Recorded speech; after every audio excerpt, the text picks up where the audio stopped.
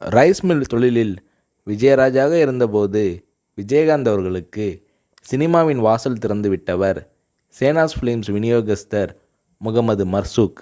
தனது கழுத்து சங்கிலியை விஜயகாந்த் கழுத்தில் அணிவித்து ஒரு ஃபோட்டோ செக்ஷன் செய்ய சொன்னதும் மதுரை ஏரியாவை நான் வாங்கிக் கொள்கிறேன் என்று டைரக்டர் எம்ஏ காஜாவிடம் அறிமுகப்படுத்தி நடிக்க வாய்ப்பு வாங்கி தந்ததும் விஜயகாந்தின் 16 ஃபோட்டோக்களை ப்ளீமலாவில் தந்து ஒரு நல்ல கவரேஜ் செய்ய வைத்ததும் முகமது மர்சூக் தான். விஜயகாந்தின் சினிமா வாழ்வின் வெற்றிக்கு பெருந்துணையாக தோள் கொடுத்து இருந்தவர் இப்ராஹிம் ராவுத்தர்.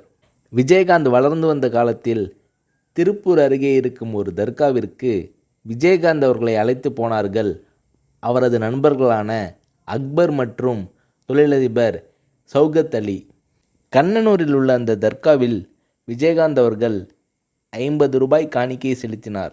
அப்போது விஜயகாந்த் அவர்களுக்காக பிரார்த்தனை செய்த முஸ்லிம் பெரியவர், இந்த தம்பி பெரிய நடிகராக பேரும் புகழும் பெற வேண்டும் என்று வேண்டிக் கொண்டார். இதை கேட்டு சிலிர்த்த விஜயகாந்த் அவர்கள், அப்படி பெரிய நடிகராக ஆகிவிட்டால் தர்காவிற்கு 50,000 ரூபாய் தருகிறேன் என்றாராம். சொன்னது போலவே தந்தார் விஜயகாந்த் என்கிறார் திருப்பூர் தொழிலதிபர் சௌகத் அலி.